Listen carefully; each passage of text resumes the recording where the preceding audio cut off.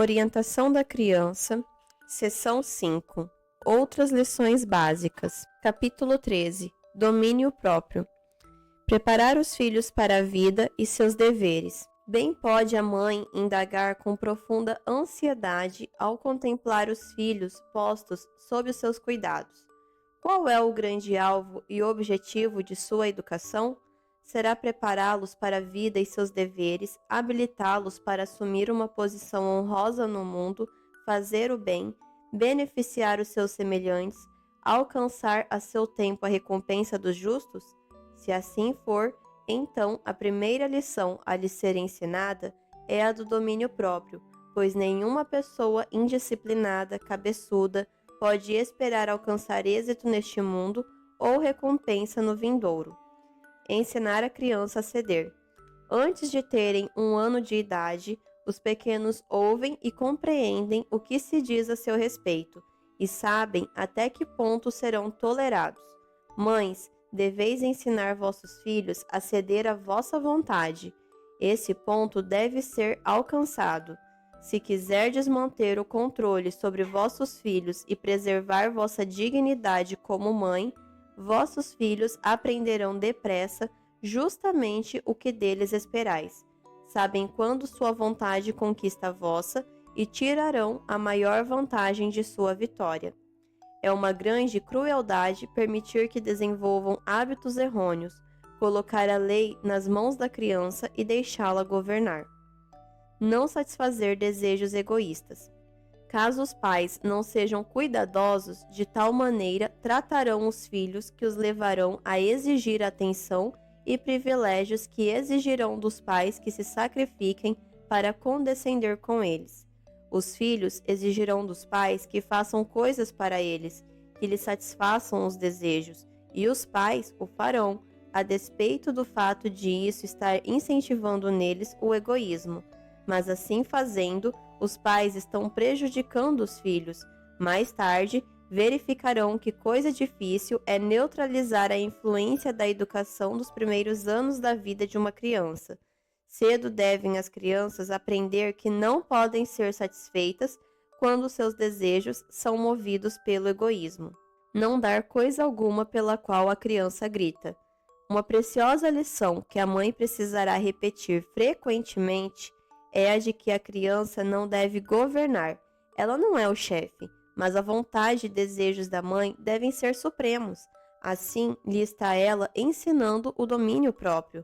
Não lhe deis nada pelo qual grita, mesmo que o vosso terno coração muito deseje fazer isso, pois se uma vez alcançarem a vitória gritando, esperarão fazê-lo de novo, da segunda vez a luta será mais veemente.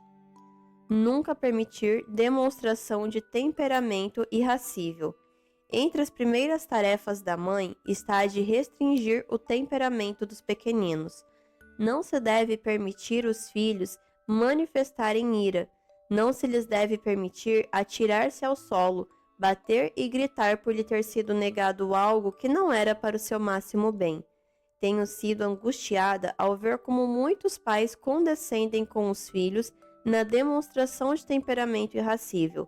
As mães parecem olhar para essas explosões de ira como algo que deva ser suportado e parecem indiferentes ao comportamento da criança, mais uma vez permitindo o mal.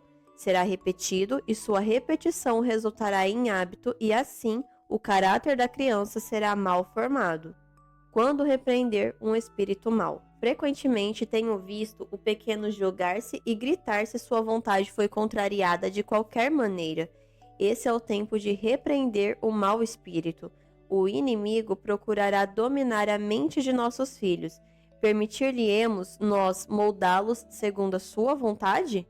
Esses pequenos não podem discernir que espírito os está influenciando, e é dever dos pais exercer juízo e prudência por eles.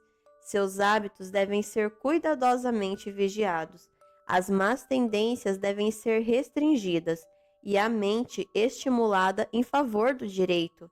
A criança deve ser encorajada em todo o esforço de dominar a si mesma.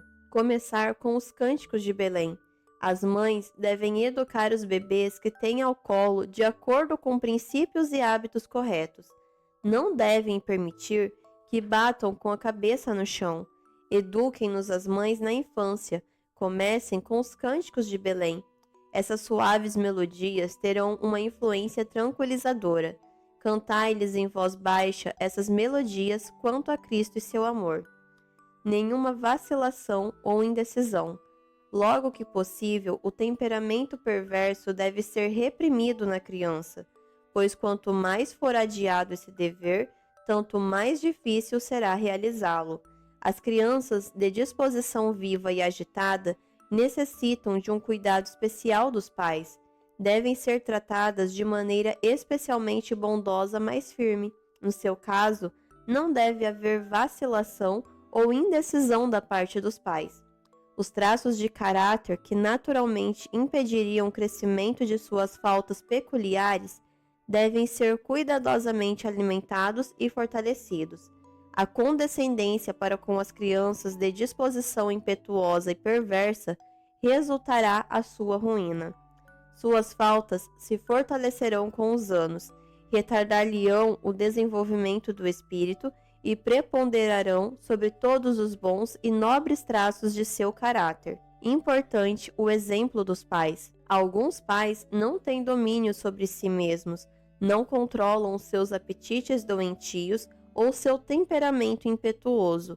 Portanto, não podem educar os filhos sobre a negação de seu apetite e ensinar-lhes o domínio próprio.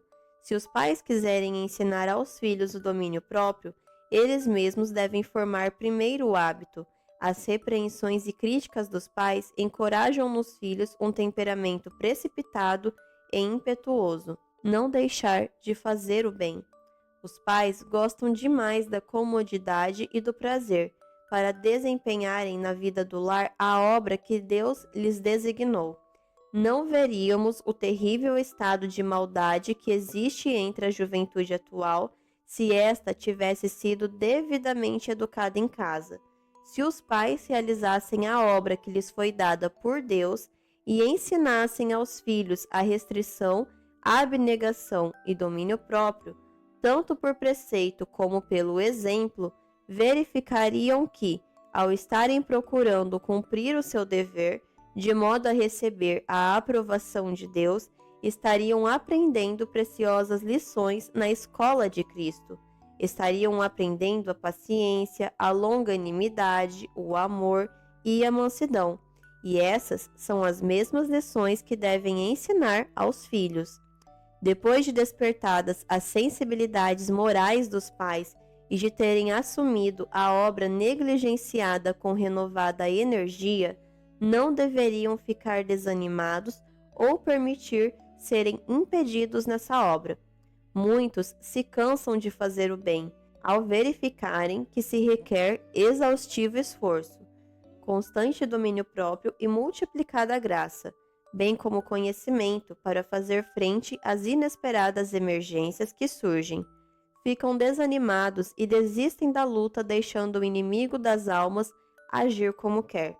Dia após dia, mês após mês, ano após ano, deve a obra prosseguir até que o caráter de vosso filho seja formado e os hábitos estabelecidos da maneira correta. Não deveis abandonar e deixar vossa família vaguear de uma maneira solta e sem governo. Nunca perder o domínio de si.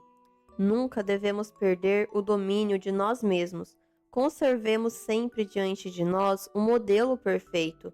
É um pecado falar de modo impaciente e mal-humorado, ou ficar zangado, ainda mesmo que não falemos. Devemos andar dignamente, representando corretamente a Cristo. Falar uma palavra irada é como a pedra batendo na pedra. Imediatamente suscita sentimentos de ira. Nunca sejais como o ouriço da castanha. No lar, não vos permitais usar palavras ásperas e ríspidas.